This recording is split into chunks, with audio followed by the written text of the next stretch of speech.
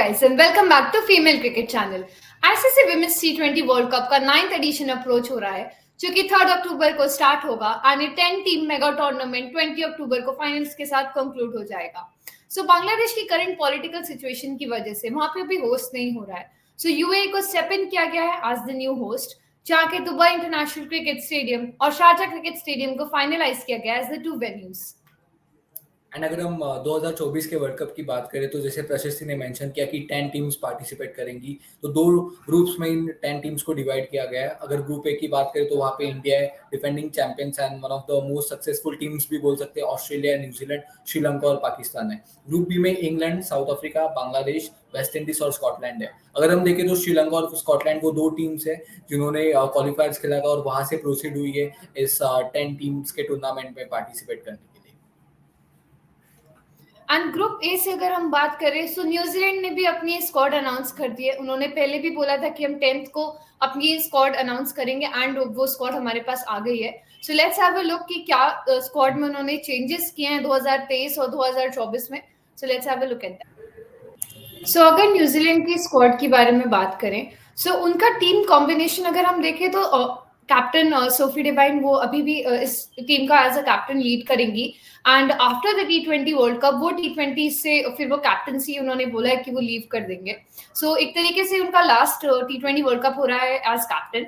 पर apart from her अगर हम इस टीम कॉम्बिनेशन की बात करें तो एक विकेट कीपर उन्होंने इजाबेल गेस को खिलाया है, जो कि एक हमारा विकेट कीपिंग ऑप्शन बनता है इजी गेस का।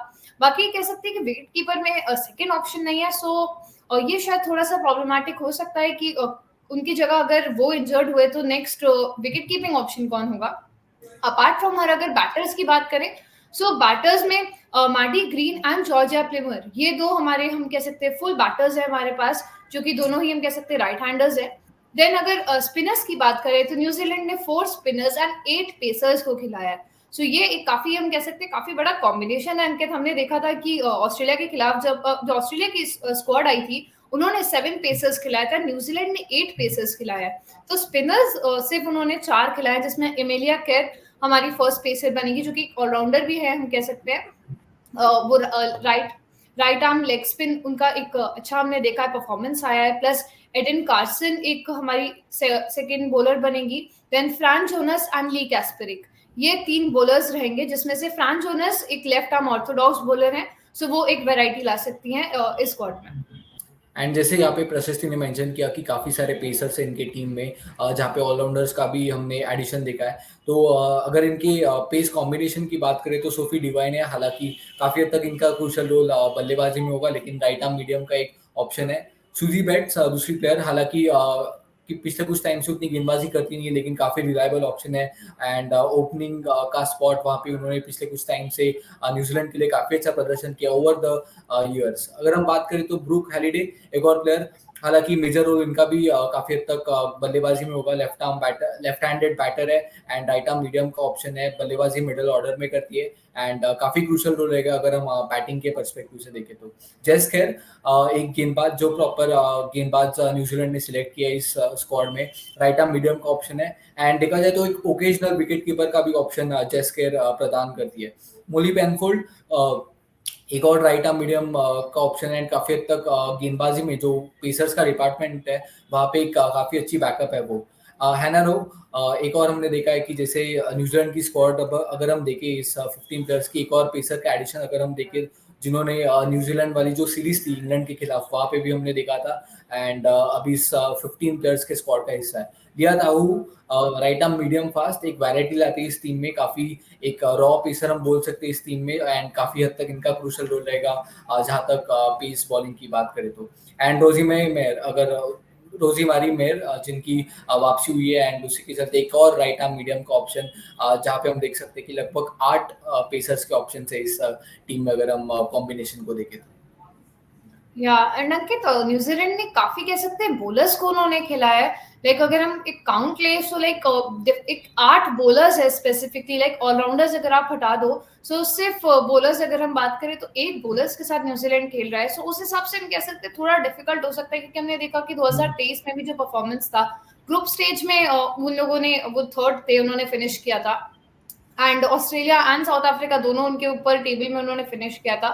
सो ग्रुप स्टेज ही का सफर वो कह सकते हैं न्यूजीलैंड का हुआ था। बट न्यूजीलैंड का हमने देखा है कि एक अच्छा परफॉर्मेंस आया T20 वर्ल्ड कप में। स्टार्टिंग के दोनों ईयर्स में वो लोग उन्होंने रनर्स अप फिनिश किया था। सो वो कह सकते हैं कि एक ट्रॉफी की तलाश डेफिनेटली रहेगी उनको, कि वो लोग कैसा इस बार परफॉर्म करते हैं।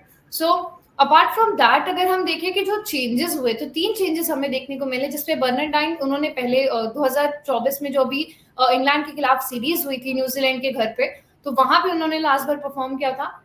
लॉरेन डाउन उन्होंने 2022 में परफॉर्म किया था, तो वो एक वहां पे एक बड़ा चेंज है। हेली यानसन उन्होंने 2023 में साउथ अफ्रीका के खिलाफ जब मैच हुआ था, तो वहां पे उन्होंने परफॉर्म किया था। सो ये 3 चेंजेस हम कह सकते हैं कि न्यूजीलैंड के स्क्वाड में जो पिछले 2023 में थे और इस बार नहीं है। एंड अगर वो जो 3 चेंजेस है 2024 के T20 वर्ल्ड कप में हमें दिखेंगे, तो सबसे पहले ली कैस्परिक की बात करते हैं, जिनका एक काफ़ी अच्छा कमबैक हुआ है। एंड जो पिछला उन्होंने खेला था वो इंग्लैंड के खिलाफ ही खेला गया था, जब न्यूजीलैंड ने दौरा किया था इंग्लैंड का, एंड उस सीरीज का हिस्सा थी। एंड उसी के बाद अब न्यूजीलैंड के स्क्वाड में उनकी वापसी हुई है। इजी गिल्स एक और प्लेयर जो जिन्होंने भी इंग्लैंड के खिलाफ खेला गया था, एंड जब न्यूजीलैंड ने दौरा किया था तब वहाँ पे वो मौजूद थी स्क्वाड में। एंड अभी एक काफी क्रूशल रोल इनका भी रहेगा अगर हम न्यूजीलैंड के पॉइंट ऑफ व्यू से देखें। एक और प्लेयर जो जिनका वापसी हुआ है स्क्वाड में, वो देखा जाए तो रोजीमेरी मेयर, जो एक गेंदबाजी का हिस्सा रहेगी। एंड उन्होंने जब न्यूजीलैंड ने होम सीरीज खेली गई थी इंग्लैंड के खिलाफ, वहां पे उन्होंने अपना आखिरी T20 या मैच खेला गया था उनका। या अंकित, अभी आपने ली कैस्परिक के बारे में बात करी, एक बार उनके स्टैट्स देखते हैं क्योंकि उनका कमबैक हुआ है। सो डेफिनेटली काफी एक स्ट्रॉन्ग पॉइंट आ सकता है ली कैस्परिक की तरफ से। सो अगर आप देखो कि 2023 से सिर्फ 4 मैचेस में उन्हें खेलने का मौका मिला था, जिसमें 3 विकेट्स उन्होंने चटकाए थे, एक मैच में 2 विकेट्स भी आए थे। पर अगर ICC women's T20 world cup की बात करें तो 13 मैचेस में 22 विकेट्स, एक अच्छा वहां पे उनका परफॉर्मेंस आया है। बेस्ट फिगर उनका 3 विकेट, एक 3 विकेट हॉल भी आया था। सो लिया कैस्परिक से काफी एक इम्पोर्टेंट हम एक्सपेक्ट कर सकते हैं परफॉर्मेंस आ सकता है। एंड अगर हम ली कैस्परिक की बात करें तो प्रशस्ति अगर हम देखें तो 2023 से ऑब्वियसली उतने विकेट्स नहीं लिए अगर, लेकिन वर्ल्ड कप में काफी अच्छा प्रदर्शन रहा है। एंड न्यूजीलैंड का वो जो स्क्वाड है, हमने देखा है कि काफी हद तक बॉलर्स के ऊपर उन्होंने फोकस किया है, जहाँ पे इतने सारे, जैसे आपने मेंशन भी किया था कि काफी सारे बॉलिंग के ऑप्शन है, इवन काफी सारे ऐसे बैटर्स हैं जो थोड़ी गेंदबाजी करते हैं। उस लिहाज से इवन स्पिन डिपार्टमेंट में उतने सारे ऑप्शन नहीं है, तो आई फील कि काफी अच्छा ऑप्शन है। एंड न्यूजीलैंड के लिए बहुत क्रूशल रहेगा, खास करके बिकॉज बॉलिंग यूनिट काफी यंग है उस, इसीलिए आई थिंक 2-3 प्लेयर्स जो वापसी भी करे उनमें से एक है। तो ऑब्वियसली आई थिंक इनका काफी क्रूशल रोल रहेगा इस आने वाले वर्ल्ड कप में। लेकिन प्रशस्ति एक और जो टॉकिंग पॉइंट रहा है अगर हम देखें तो वो जो एक थोड़ी सी समस्या रही है न्यूजीलैंड के लिए, जो हमने इंग्लैंड वाली सीरीज में भी देखी थी, वो थी कि जो न्यूजीलैंड के बैटर्स है, जिनमें से सोफी डिवाइन हो गए, या फिर हम बात करें अमिला केर एंड इवन सूजी बैट्स हालांकि काफी टाइम से इस टीम का हिस्सा है, लेकिन प्रशस्ति हाल ही फॉर्म इन तीनों का काफी साधारण है। खास करके अगर हम देखें तो उनकी जो कप्तान है काफी हालांकि थोड़ी सी नीचे बैटिंग करती है वो, लेकिन इन तीनों का ओवरऑल अगर हम फॉर्म देखें तो काफी डीप हुआ है उस लिहाज से। न्यूजीलैंड के बैटिंग को काफी अफेक्ट हुआ है, बिकॉज आई रिमेम्बर वो जो इंग्लैंड के सामने सीरीज थी वहां पे पांचों मैचेस थे जो T20 के, वहां पे हारे गए थे। एंड काफी हद तक उनकी बैटिंग नहीं चली थी। I think that was one of those major reasons of losing this series. So आपका क्या मानना है, लाइक क्या एक बार फिर is it like the over dependency on this 3 batters, या फिर यू फील कि बाकी बैटर्स को भी स्टेप अप करना पड़ेगा खास करके, या फिर इनका फॉर्म कितना क्रूशल रहेगा वर्ल्ड कप के पर्सपेक्टिव से? या अंकित, आपने काफी कह सकते हैं इम्पोर्टेंट पॉइंट काफी आपने पॉइंट आउट किया है कि तीनों का परफॉर्मेंस हमने देखा है कि डेफिनेटली न्यूजीलैंड के 3 पिलर्स रहे हैं। Suzie Bates and Sophie Devine 2009 से उन्होंने परफॉर्म किया न्यूजीलैंड के लिए, एक अच्छा परफॉर्मेंस उन्होंने दिया है। एंड अमेलिया केरम कह सकते हैं यंगस्टर है जिन्होंने स्टेप आउट किया है अभी न्यूजीलैंड के लिए। सो इन तीनों का फॉर्म एक क्रूशियल परफॉर्मेंस हम उनसे एक्सपेक्ट करते हैं, क्योंकि हम कभी भी किसी टीम के बारे में बात करते हैं तो डेफिनेटली आपके पास कुछ प्लेयर्स होते हैं ऐसे जिनका एक अच्छा परफॉर्मेंस आता है। प्लस सूजी बेट्स अगर आप देखो कि उन्होंने अभी तक जितना परफॉर्म किया है T20 वर्ल्ड कप में, एक लौती वो प्लेयर रही है जिन्होंने 1000 रन का वो जो आंकड़ा है वो उन्होंने क्रॉस किया है। सो एक कह सकते हैं वेटरन प्लस एक एक्सपीरियंस के साथ उन्होंने बैटिंग की है। कई बार परफॉर्मेंसेस आए हैं, मोस्ट 50 प्लस रन, मतलब मोस्ट 50 सूजी बेट्स की तरफ से आई है, उन्होंने एक अच्छा परफॉर्मेंस दिया है। सो 10 मैचेस अगर हम देखें कि 2024 का जो परफॉर्मेंस था उसमें 230 रन उन्होंने बनाए, जिसमें 65 का हाई स्कोर है। सो अगर वो माइनस कर दे तो हमारे पास एक 9 मैचेस में वो आंकड़ा थोड़ा अच्छा नहीं लगेगा, बैठ नहीं रहा है, क्योंकि वो 170 के करीब वो जो रन वहां पे बन रहे हैं, तो वो कह सकते हैं कि ज्यादा प्रॉमिसिंग नहीं है, क्योंकि सूजी बेस जैसा प्लेयर जो कि हम डेफिनेटली एक्सपेक्ट करते हैं उनसे कि 3 मैचेस में वो इतने रन बनाए, सो वो उनके हिसाब से ये प्लेयर एक फॉर्म क्वेश्चनेबल हम कह सकते हैं उनका है, क्योंकि हमने देखा भी इंग्लैंड की भी सीरीज हुई थी, वहां पे भी न्यूजीलैंड में लगातार उन्होंने मैचेस हारे थे, प्लस जब होम में मैच हुआ था उनके, वहां पे भी इंग्लैंड ने उनको 5 मैचेस में उन्होंने काफी स्टार्टिंग में हार का सामना किया, एंड वहां पे 4-1 से इंग्लैंड जीता था T20 आईज में। सो अपार्ट फ्रॉम दैट अगर एमिलिया केर का भी परफॉर्मेंस देखें, सो 9 मैचेस में उन्होंने 199 रन बनाए हैं, सो वो भी एक आंकड़ा कह सकते हैं ज्यादा अच्छा नहीं है, प्लस 9 ही विकेट लिए हैं। सो एमिलिया केर हम जानते हैं कि बहुत प्रॉमिसिंग बॉलर है एंड बैटर भी काफी अच्छी है, तो वो दोनों परफॉर्मेंसेस उनकी तरफ से काफी कह सकते हैं सेटबैक आया। प्लस सोफी डिवाइन को डेफिनेटली काफी क्वेश्चन मार्क वाला उनका परफॉर्मेंस रहा है, क्योंकि फ्रेंचाइजी क्रिकेट में भी हमने देखा है कि वो फॉर्म जिसको हम एग्रेशन जो बात करते हैं Sophie Devine as a player की, जो एक बहुत अच्छे स्ट्राइक रेट के साथ परफॉर्म करती है, उनका परफॉर्मेंस काफी मिस आउट हुआ है। सो अंकित, ये एक काफी क्वेश्चन हो सकता है कि ये तीनों प्लेयर्स का रीसेंट फॉर्म जैसा अभी चल रहा है, सो वो काफी क्रूशल होगा अगर न्यूजीलैंड को वो T20 वर्ल्ड कप में अगर उन्हें इस बार परफॉर्म करना है, एंड वो जो ग्रुप स्टेज से पिछली बार बाहर हुए थे उससे अगर उन्हें बाहर आना है, सो इन तीनों प्लेयर्स को स्टेप आउट करना काफी इंपॉर्टेंट रहेगा। क्योंकि अगर 2023 की हमने जहां तक बात करी तो सूजी बेट्स ने ही सबसे ज्यादा अच्छा परफॉर्म किया था, उन्होंने 4 इनिंग्स में 137 रन बनाए थे, जिसमें 81 का नॉट आउट एक स्कोर आया था, प्लस एमिलिया केर सेकंड हाईएस्ट रन स्कोरर थी 113 रन के साथ 4 इनिंग्स में।